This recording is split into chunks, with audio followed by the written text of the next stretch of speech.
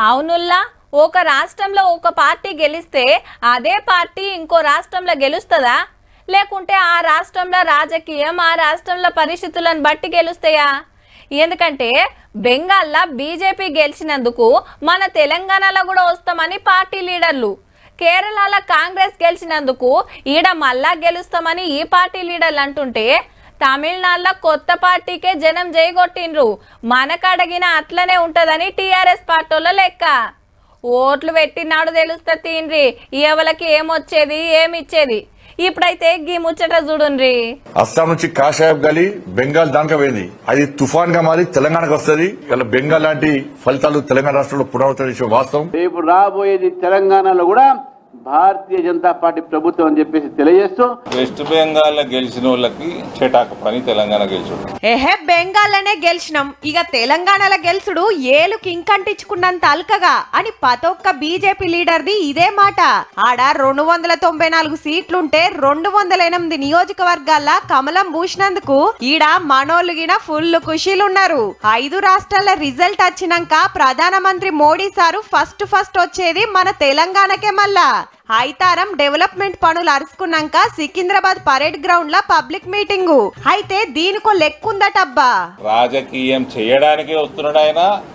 Parade ground లో భారీ బహిరంగ సభ 2028 అసెంబ్లీ ఎన్నికలకి పునాది వేయడానికి వస్తున్నాడు. గదన్నట్టు 2028లో జరిగే అసెంబ్లీ ఎలక్షన్ల బీజేపీ గెలుస్తానికి ఇప్పటికాంచే ఏం చేయాలనో ఎట్లా చేయాలనో సలహాలు ఇస్తానికే వస్తుండట ప్రధానమంత్రి సారు. అయితే బెంగాల్ కు తెలంగాణకు శానా ఫరాక్ ఉంది. ఆడ 15 ఏండ్ల కాంచి టీఎంసీ ఏలుతుంటే దానికి ముందు 34 ఏండ్లు కమ్యూనిస్టుల ఏలువడి ఇన్నేండ్లు తిప్పలవడంగా టీఎంసీ మెయిన్ లీడర్ సువేందు అధికారిని పార్టీలకు గుంజుకొని కొట్లాడితే ఇప్పుడు పవర్లకు వచ్చింది కమలం. అదే తమిళనాడులో 234 సీట్లుంటే అన్నా డిఎంకే తోటి దోస్తాన చేసినా గెలిచింది ఏక్ నిరంజన్ ఎమ్మెల్యే మాత్రమే.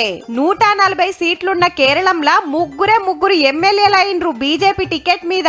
మరి ఎట్లా మన కాడ గెలుస్తారనేది కాంగ్రెస్ వాళ్ళ క్వశ్చన్. బీజేపీ వాళ్ళు మీటింగులు పెట్టుడు జై శ్రీరామ్ అనుడు. మరి జై శ్రీరామ్ అంటే పైనుంచి ఏమన్నా పైసలు పడతానయా, లేకపోతే ఏమన్నా మనకు పథకాలు వస్తానయా, ఇంకేమన్నా వస్తానే అంటే ఏమీ లేదు. ఎంత చేసినా కూడా సౌత్ ఇండియాలో భారతీయ జనతా పార్టీ ఏదో బాగా వేయలేదని చెప్పి చాలా స్పష్టంగా సౌత్ ఇండియా ప్రజలు తీర్పిచ్చినట్టు. కర్ణాటకలో ఉన్నాం, కేరళంలో వచ్చినాం, మళ్ళా కూడా తెలంగాణ మాదే అంటారు షే గుర్తోళ్ళు.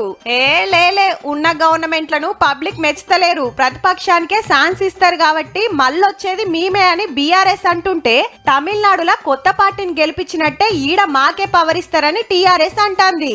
పక్క రాష్ట్రాల ఫలితాలు చూసి ఎవ్వల లెక్కలాలకున్నా ఎలక్షన్లు వచ్చినప్పుడు ఎవల లెక్కేందో తెలిసేది ఓటర్లు మాత్రమే. డిపాజిట్లు రానోళ్ళు కూడా మేం గెలుస్తామని అంటారు గాని మేం ఓడిపోవుడు పక్క, మాకెవలు ఓటేస్తారు అనరు కదా. మరి ఇంకా ఎన్ని సంవత్సరాలు వేరోళ్ళు పెళ్లి చేసుకుంటే మనం ఇక్కడ డాన్స్ చేయాలి?